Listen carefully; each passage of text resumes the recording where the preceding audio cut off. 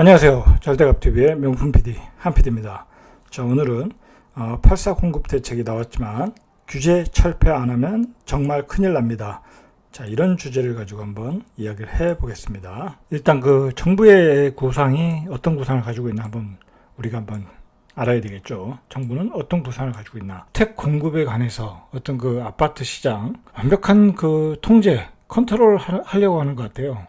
어떤 수요와 공급 모든 것을 컨트롤 하려고 한다. 자, 거기에 이제 그 세금 부과까지 하고, 중과세까지 부과하고, 본회의에서 부동산 세법이 통과가 됐죠. 임대차 보호 3법도 통과가 됐고, 부동산 세법도 통과가 됐고, 자, 그런 것을 통해서 부동산 시장을 완벽하게 통제를 하려고 한다. 자, 정부가 통제하려고 하는 것은 공급 시장도 통제를 하고 있다는 거예요. 지금 그 서울의 그 유유지들, 국가가 가지고 있는 토지들을 개발해서까지, 자, 그렇게 그것은 이제 국가가 공급하는 거나 마찬가지 아닙니까? 자, 그래서 뭐 거기에 임대주택 위주로 많이 짓겠다. 그 좋은 토지에, 강남의 좋은 토지에 임대주택 위주로 많이 짓겠다. 젊은 청년 신혼부부들을 위해서, 자, 그렇게 지겠다고 합니다. 오직하면 그 정부가 또 이 구상을 하기를 지분 적립형 주택을 짓겠다고 그래요. 그러니까 이제 젊은 청년들이 돈이 많지 않으니까 처음에 뭐 50% 지분을 가져가고 뭐 연차별로 지분을 조금씩 가져가라. 이거는 아이디어가 아주 좋은 것 같아요. 제가 보기엔 좋은 아이디어다. 자, 그리고 그런 그 고급 주택지에 그런 지분 적립형 아파트를 짓겠다. 그 발상 자체는 아주 그 긍정적인 이야기 같아요. 자, 근데 이제 문제는 뭐냐면 이 정부가 이 모든 공급을 컨트롤할 수가 없겠죠. 정부는 그 일단 시장에 맡겨가지고 해야 되는데 분양가 상한제를 통해서 가격 조정을 하고, 자, 그러니까 또 공급이 줄어들고, 또 공급 자체도 택지지구를 지정을 해서 공공주택 위주로 또 짓고, 또 이제 예를 들어서 임대주택도 이제 임대차 보호 3법에 의해서 임대시장도 이제 공급 물량이 줄어들 가능성이 많죠. 민간 부분에서 공급 물량이 줄어드니까, 자, 그렇게 되면 공공 부분에서 공급량을 늘려줘야 돼요. 자, 그러니까 정부가 240만 원가요? 자, 240만 원을 뭐 연차별로 해서 공급을 하겠다라고 이렇게 플랜을 낸 것 같아요. 자, 어마어마한 돈이 들어가겠죠. 어마어마한 돈이. 그러니까 제가 보기에는 지금 좌파 정부는 확실하게 그 주택이라는 것은 투기 상품도 아니다. 그걸 통해서 자산을 늘리는 상품이 아니다. 자, 정부의 역할은 안정적으로 집을 공급을 한다. 그리고 가격이 안정되게 한다. 자, 그리고 매매도 제한을 한다. 매매. 거주 의무기간을 가져야 되지 않습니까? 뭐 3년, 5년, 7년. 자, 그렇게 가져야 되니까.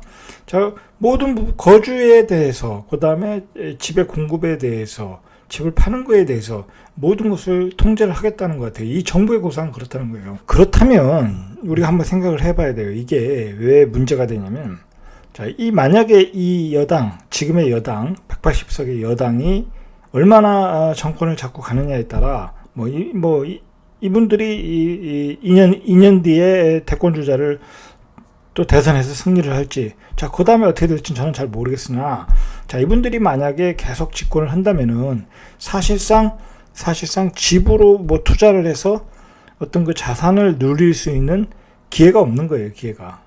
그렇게 보셔야 돼요. 자, 제가 이제 뒷부분에서 그런 부분에 대해서는 요즘 그 임대사업자와 임차인의 마찰이 있지 않습니까? 자, 그 부분에서 설명을 하겠지만, 이 좌파 정부에서는 이제 이분들이 그렇게 얘기를 해요. 또 노골적으로 그렇게 얘기를 해요. 자, 뭐라고 얘기를 하냐면, 자, 김태년 원내총무죠. 이분이 오늘 이제 그 부동산 세법이 본회의에서 통과되면서 한 얘기가 있어요. 자, 투기 근절 분기점이 되는 날이다. 확실하죠. 이게 바로 지금 여당의 어떤 그 부동산, 아파트를 바라보는 그런 그 각오예요, 각오.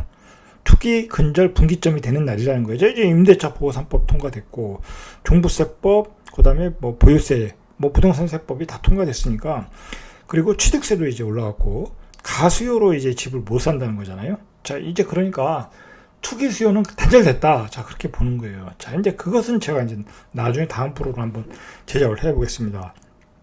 실제로 그렇게 될런지 안 될런지. 그래서 이제 투기 세력, 아파트 시장을 교란시킨 것은 이 정부, 이 여당의 지금 아킬레스건은 부동산 집값 폭등, 아파트값 폭등 아니겠습니까? 뭐 그것으로 계속 발목을 잡아요, 지금 기자들이나 뭐 다른 여론들이. 자, 그렇게 잡고 있는데, 자, 그것에 대해서 원인은 바로 이제 유동성의 원인과 세계적인 유동성과 그다음에 투기 세력들이 시장을 교란시켰다. 자, 그렇게 보고 있는 거예요. 지금의 여당은. 자신의 규제 대책은 문제가 없다. 규제 대책. 문제가 있죠. 사실 문제가 없는 게 아니죠. 자, 그 문제가 있으니까 그런 부분에 대해서 지금 보완을 하는 거예요. 사실은. 8.4 공급 대책이라는 것은 그동안 자기들이 가지고 있던 대책에 대한 문제점을 보완하는 정책이에요. 그렇게 보시면 돼요. 자, 그래서 시장을 교란시키는 투기 세력을 발본색원한다. 자, 이제 그렇게 각오를 다지고 있어요. 자, 그래서 이제 정부가 이제 8.4 대책에서 이제 나온 얘기가 13만 2천 가구를 공급하겠다. 자, 그것도 이제 서울 핵심 지역에 13만 2천이에요. 이것도 사실 좋은 물량은 아니에요. 뭐 1년에 한 4만 가구 정도, 4만에서 4만 5천 그 정도면 이제 꾸준하게 공급돼야 되는 물량인데, 자, 그걸 공급을 하겠다는 거예요. 그 뒤로는 3기 택지지구, 3기 신도시 택지지구로서 공급을 하겠다. 뭐 그 정도면, 그렇게 되면 뭐 2028년, 뭐 2030년까지 가지 않겠어요? 그러면 집값은 안정되게 갈 것이다. 이제 그게 이제 정부의 구상이라고 보시면 돼요. 그래서 이제 그 예전에 그 김현미 국토부 장관이, 자, 지금까지 발표했던 규제와 공급 계획이 작동할 것이다 라는 믿음을 이야기했죠. 자, 이제 바로 이제 이러한 그 법안 통과, 공급 대책, 그 다음에 이런 것으로 인해서 정상적으로 돌아갈 것이다. 자, 그리고 투기 세력들에 대해서는 또 요즘 세무조사도 하지 않습니까? 자, 그러니까 발본색원까지 하면서 시장이 안정되게 돌아갈 것이다. 자, 그러니까 패닉 바잉을 하지 말아라. 자, 이 얘기죠. 자, 어쨌든 정부는 이렇게 완벽하게 통제를 하려고 한다. 아파트 시장에 관해서는. 자, 우리가 왜 지금의 여당은 이렇게 우리 자본주의 경제 하에서 아파트 시장을 완벽하게 통제를 하려고 할까요?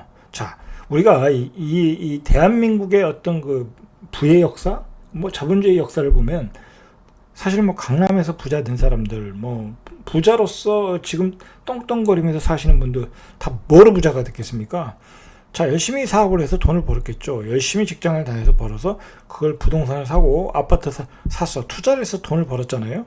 자, 그렇게 해서 어떤 그 강남이라는 캐슬을 만들어가 나간 거예요. 자, 그렇게 해서 어떤 상류층이 만들어 간 거예요.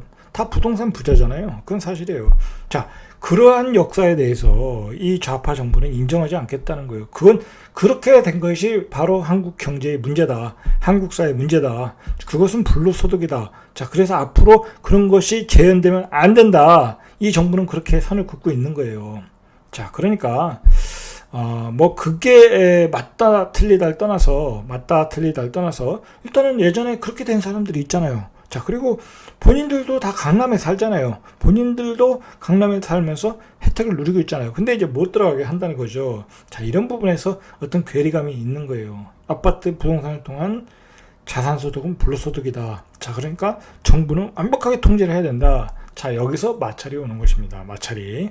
자, 그 통제를 하다 보면 규제가 많이 나올 수밖에 없고, 중과세를 때릴 수밖에 없고, 종부세를 많이 때릴 수밖에 없는 거예요. 자, 그러니까 지금 강남의 아파트에 사시는 분들, 30억짜리 아파트에 사시는 분들, 지금 1년에 거의 800에서 돈 1200만 원까지 세금을 내고 살아야 돼요. 그러면 1000만 원만 내도 월세 80만 원 주고 자기 집에서 살고 있는 거예요. 정부에다가 월세 80만 원을 주고 사는 꼴이 돼버렸다. 자, 여기서 이제 문제가 생기는 거죠. 자, 정부는 그렇게 생각하는 거예요. 당신들이 그동안 불로소득을 얻었으니까 세금을 내라는 거예요. 세금을 내라. 그렇게 보는 거예요. 그 보유세, 종부세는. 자, 그러한 그 어떤 그 정부의 시각을 우리는 이해를 해야 돼요. 이해를 해야 된다. 그러면 이 정부가 정권을 잡고 있는 한 부동산 투자는 어렵다는 거예요. 제가 보기에는 어렵다는 거예요. 자, 이제 규제가 풀려지면 가능하겠죠. 규제가 풀어지면. 자, 규제가 풀릴 때는 언제일까요? 경기가 너무 안 좋아야 풀어주겠죠. 정부가 요즘 정부와 임대사업자 다 주택자죠. 자, 치열한 대립 구도를 가지고 있어요. 자, 정부의 지금 여당은 다 다주택자들은 불로소득이다 이거예요. 불로소득이다. 자, 그래서 그것에 대해서 이제 분노하는 다주택자들, 임대사업자들이 계속 촛불 집회를 하고 있죠. 그 신발 던지기를 하고 있죠. 자, 이분들이 이 분노하는 원인은 크게 두 가지예요. 제가 보기엔. 지나치게 모든 법을 소급 적용한다는 거, 소급 적용. 내가 집을 가지고 있는 채로 분양권 하나 샀는데 그걸 이제 규제 지역이 되니까 대출을 못 받지 않습니까? 자, 그러니까 집을 못 들어가는 경우가 허다해요. 자, 그리고 임대사업자도 마찬가지고, 자, 모든 것을 소급 적용하다 보니까 정부에 대해서 신뢰를 못 갖는 거죠. 자, 그리고 이분들이 이제 분노하는 것은 이 자산을 늘릴 기회를 박탈하는 거예요. 사실 그 다주택자라고 해서 다 부자는 아니지 않습니까? 부자들도 있죠. 그 강남의 다주택자들, 뭐 빌딩 가지고 계신 그런 분들은 데모 안 해요. 알아서 뭐 돈을 잘 버니까 돈이 어떻게 들어오는지도 모르고 사는 사람들이니까, 자, 그런 분들은 데모 안 해요. 근데 소위 말해서 그 자영업을 하거나 어렵게 돈을 아끼고 절약해서 다주택자를 만들어서 거기서 월세를 벌고 자산 소득을 누리시는 분들이 그런 어떤 계층 상향 이동에 대한 기회를 다 박탈당했다. 자, 그렇게 해서 분노를 하고 있는 거예요. 분노를. 자, 그러니까 정부의 생각과는 반대죠. 정부는 부동산 아파트로 늘리지 말아요. 정확히 말해서 아파트로 늘리지 말아요. 이거 아파트로. 주택으로 늘리지 말아라는 거예요. 땅은 이야기 안 해요. 쟁점 있는 것도 땅에 대해서는 이야기 안 해요. 그래서 지금 다주택자와 정부의 대립은 바로 불로소득, 노력하고 아껴서 이뤄놓은 자산소득이죠. 자, 그 두 개의 대결이다. 두 개가 이 시대에 충돌하고 있다는 거예요. 자, 왜 충돌하냐? 자, 바로 이 지금의 여당은 좌파여당이기 때문에 그래요. 이 아파트 시장에서 나오는 소득, 주택에 나오는 소득은 불로소득이기 때문에 그런 거예요. 자, 어쨌든 대립을 하고 있는데 지금 우리 아파트 시장은 어떤 상황인가 우리 한번 체크를 해보시죠. 체크를 하셔야 돼요, 지금. 자, 왜냐면 지금 정부는 모든 대책을 내놨으니까 이제 시스템이 정상화될 거라는 거예요. 이제 그 전문가들이 지적한 공급량도 13만 주택을 서울 핵심 주거지에 공급을 하겠다고 하니까 그거에 대해서도 반론의 여지가 없다는 거죠. 그러니까 정부의 구상은 정상적으로 돌아갈 것이라는 거예요. 자, 근데 시장의 상황을 우리가 봐야 되겠죠. 과연 정상적으로 돌아가는 상황이 정부 예상대로 될 것인가? 자, 오늘의 주제는 그거죠. 바로 정상대로 돌아갈 것인가? 저는 아니라고 보는 거예요. 저는 아니다. 그렇게 생각하면 안 된다. 정부가 이 규제를 더 철폐하지 않으면 정상적인 시장은 안 돌아온다는 거예요. 자, 그런 점에서 한번 어떤 상황인가 한번 보시죠. 2020년, 21년부터죠. 21년, 22년은 서울 수도권 입주 물량이 굉장히 부족하다. 많이 부족하다. 자, 그 수량은 뭐 정확히 여기서 얘기할 필요는 없고요. 절대적으로 부족한 편이에요. 그러면 한 50에서 60% 이상이 부족할 것이다. 자, 그런데다가 전세 물량이 요즘 매물 풍기죠. 자, 임대차 보호 3법으로 인해서 자가로 이용하는 경우가 있고, 그리고 전세를 월세, 반전세로 전환하는 경우가 많으니까 전세 물량이 모자르겠죠. 입주 물량이 모자라요. 자, 그리고 중요한 것은 신규 주택들, 신축 주택이죠. 입주하는 물량들이 전세 매물이 별로 없어요. 누가 싸게 전세를 주겠습니까? 전세를 안 주겠죠. 월세를 주거나 아니면 자기가 직접 입주를 하거나 대출받아 입주하면 되니까. 자, 자기가 입주하는 경우가 많겠죠. 자, 그리고 입주 의무 기간이라는 게 또 생겼어요. 자, 이게 문제예요. 여기가 문제가 있는 거예요. 자, 그리고 대출을 받으면 6개월 내에 또 입주를 해야 돼요. 그 조정지구 이상에서는. 자, 그러니까 시장에 나올 매물이 없다는 거예요. 시장에 나올 매물, 전세 매물이 없다. 자, 이게 정부가 아는지 모르는지 모르겠어요. 앞으로 시장에 전세로 나올 매물이 없다. 전세 가격은 폭등한다. 자, 이제 그렇게 봐야 되겠죠. 자, 근데 정부가 믿는 구석이 어쩌면 이건지도 몰라요. 갭 투자, 법인 매물이 나오길 바라는 거죠. 자, 그런 매물들이 나와서 정상적으로 시장에서 거래가 되고, 살 사람들 거래가 되고, 뭐 전세 공급도 되고, 자, 그렇게 생각을 하고 있는 것 같아요. 제가 보기에. 자, 중요한 것은 뭐냐면, 이 정부의 예상과는 반대로 전세 가격이 만약에 폭등을 한다면 서울 수도권에 한해서, 뭐 지방은 좀 자기 종부세가 많이 나오니까 갭 투자 법인 세력들의 물건들은 나올 가능성이 커요. 그래서 가격이 크게 조정을 받을 가능성이 높다. 자, 그런데 서울 수도권은 안 그러겠죠. 전세 가격이 폭등하는데 뭐 굳이 내놓겠냐 이거죠. 자, 그러면 갭2 법인 매물도 안 나올 수 있다는 거예요. 예상보다 많이 안 나올 수 있다. 그러면 현재 시장에 매물이 없는 거예요. 매물이 없다. 신축 매물도 분양권 전매 제한으로 없고, 자, 전세값이 폭등하니까 또 매물이 없고, 전세 낀 매물은 또 팔 수가 없고, 실수요자들이 살 수가 없으니까, 입주할 수가 없으니까. 그러니까 시장에 매물이 마른다는 거예요. 매물이 마른다. 자, 그 매물이 마르니까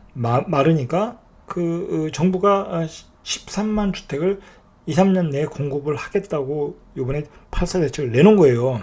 조금 어렵더라도 전세로 살아라.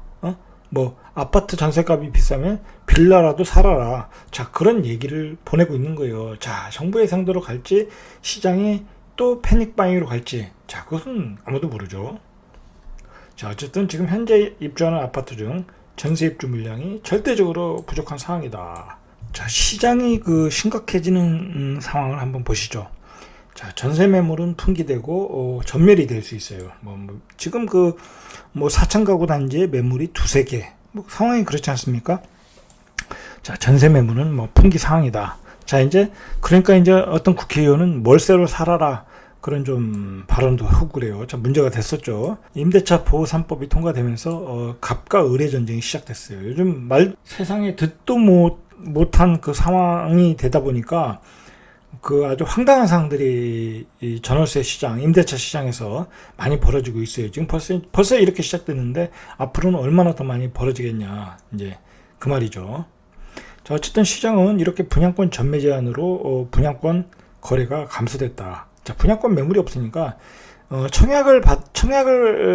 청약 통장을 이용해서 분양을 못 받는 분들이 있잖아요. 청약 가점이 낮은 분들. 자, 그런 분들은 빨리 분양권을 사야 되는데, 자, 분양권 거래는 올스톱 됐지 않습니까? 자, 그러니까 시장에 매물이 없는 거예요. 자, 그러니까 정부가 또 이렇게 좋은 주택을 13만 가구를 핵심 지역에 공급을 하겠다니까 분양 대기 전세 수요자가 급증하겠죠. 자, 그러면 이분들이 다 전세 수요가 되겠죠. 자, 그런데 전세 매물은 없죠. 자, 그러니까 시장은 전세 가격이 폭등할 수 있다. 자, 그러면 전세 가격이 폭등하면 또 갭 투자가 들어올 수 있다는 거예요. 여기에 문제가 있는 거예요. 여기에. 어쨌든 정부의 규제가 모든 면에서 이렇게 시장에서 실거주 가능한 매물을 급감시키고 있다는 거예요. 급감.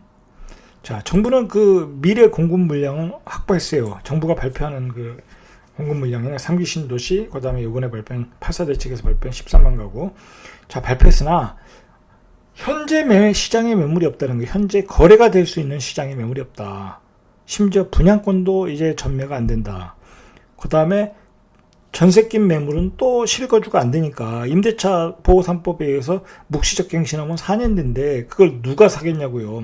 투자자가 사야 되는데 투자자는 살 수도 없고. 자, 그래서 어쨌든 정부는 이렇게 자기들의 만든 법으로 인해서 가수연을 막았다고 안심을 하는데, 전세값이 폭등하고 패닉방이 일어나고, 자, 그러면 투기 세력들이 또 들어올 수 있는 여지는 있다는 거예요. 자, 그 얘기는 뭐냐면 가수연은, 투기 세력들은 먹을 게 있으면 또 들어오는 거예요. 세금 다 내더라도.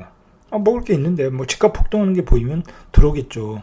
자, 근데 지금 상황은 살려고 하는 사람은 많은데 시장에 매물이 없다는 상황이에요. 자, 그래서 전세 수요가 매매 수요로 돌변할 수도 있다. 자, 그래서 패닉바잉으로 이번에 연결이 됐죠. 6월 달에. 자, 이러한 모습이 내년에도 재현될 수 있다는 거예요. 내년에도.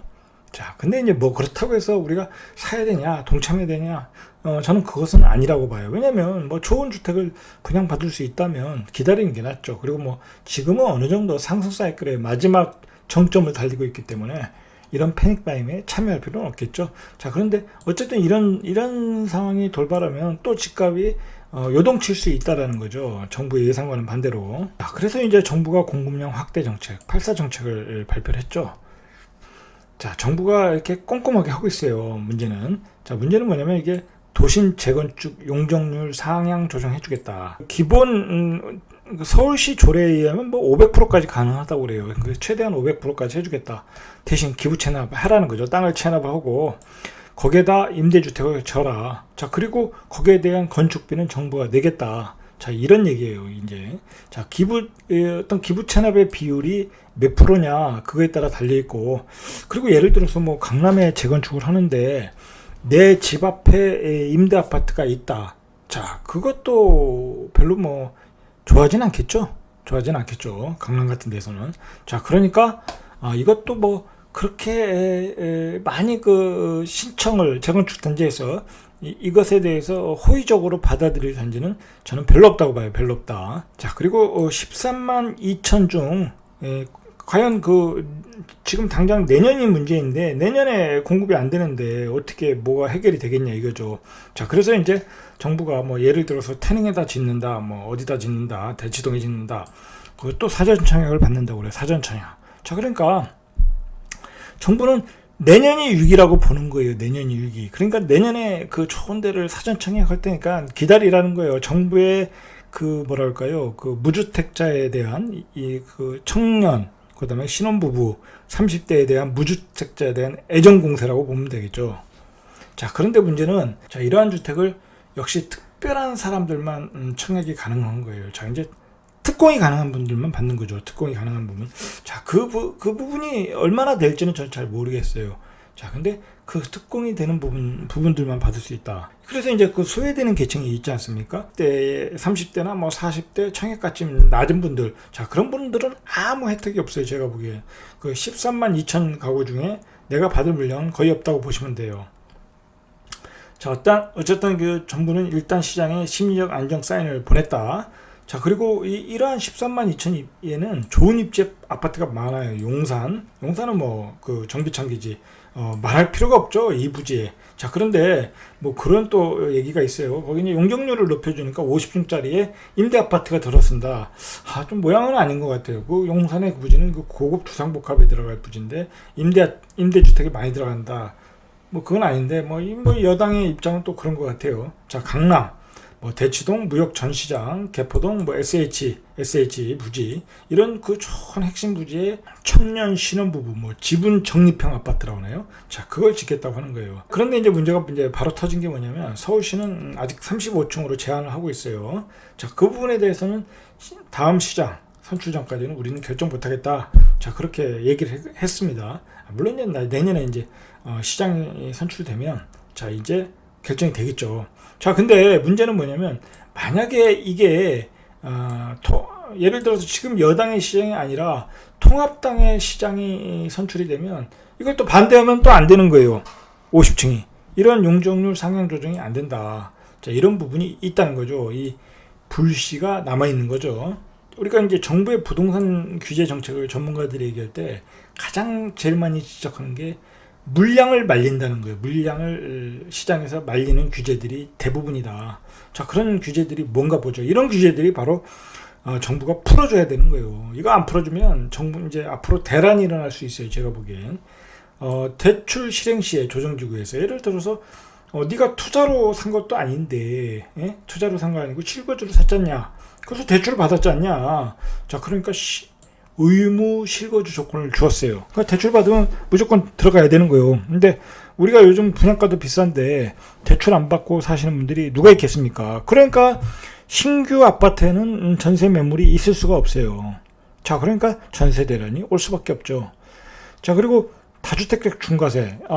서울이나 뭐 조정지구 이상에 내년부터는 70%인가 그렇죠? 10%가 올라가지고 70% 세금을 내고 누가 집을 팔겠냐고요. 그냥 다 증여를 해버리지, 자기 자식들한테. 자, 그러니까 시장에 매물이 없다.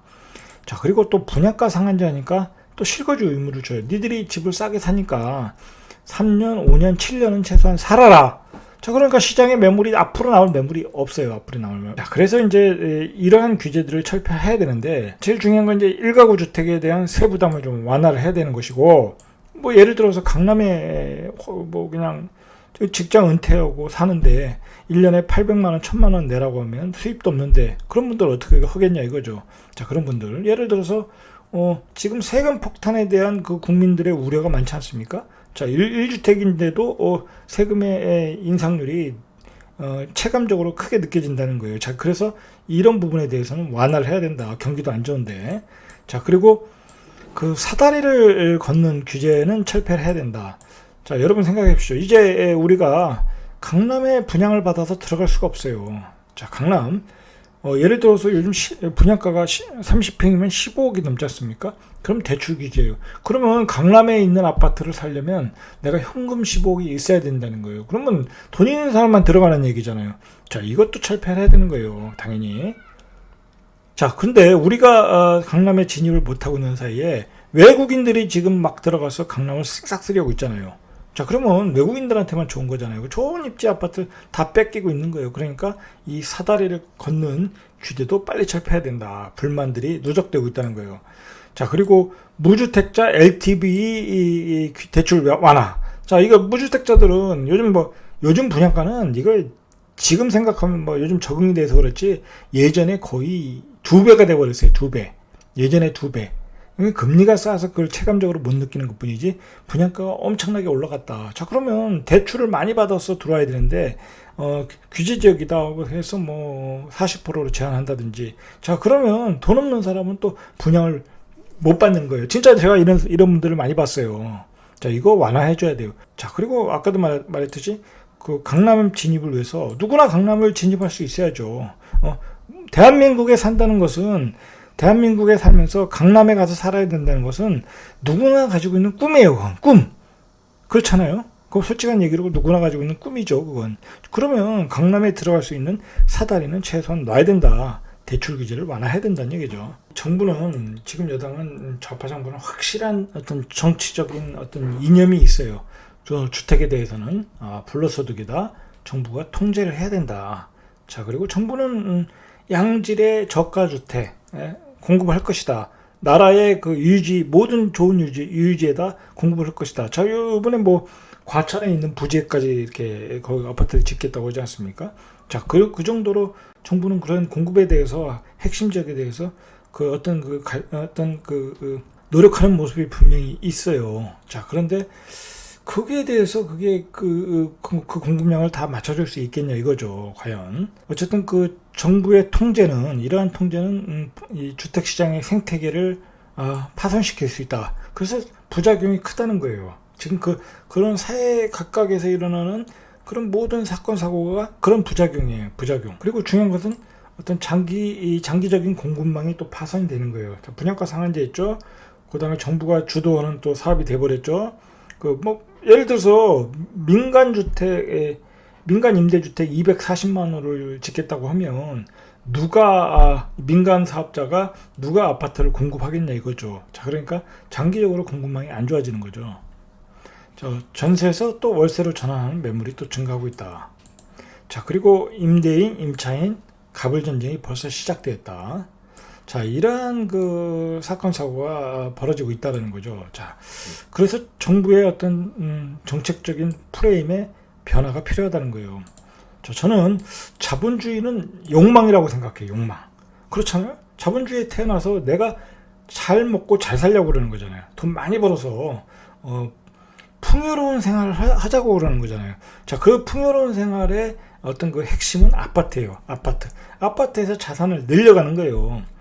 자, 정부는 그 아파트에서 자산을 늘리지 말고 주식시장으로 가서 늘리라는 거예요. 주식시장. 정부는 주식시장에 대해서는 오픈이 돼 있어요. 주식시장 가서 투기하지 말아라 그런 얘기 안 해요. 오히려 적극적으로 주식 투자하라. 그러니까 양도세까지 이렇게 좀 여유있게 풀어주지 않았습니까? 5천만 원까지 비과세로 해가지고. 자, 정부는 그렇게 유도를 하고 있어요. 분명히. 자, 그쪽 가서 늘리라는 거예요. 근데 여러분 생각해 보십시오. 저야 주식과 부동산을 둘 다 하지만 제가 생각하기에 주식은 부동산보다 곱절 어려워요. 곱절 어려워요. 자, 그리고 공부량도 많고. 자, 그리고 그쪽에서 전문가가 되려면 거의 상위 5% 안에 들어야 돼요. 그 정도로 노력을 해야 되는 게 주식시장이라는 거예요. 그러니까 우리나라 대한민국 사람들이 주식 투자 잘 안 하는 거예요. 그런데 부동산 시장은 쉽잖아요. 생각보다 쉽습니다.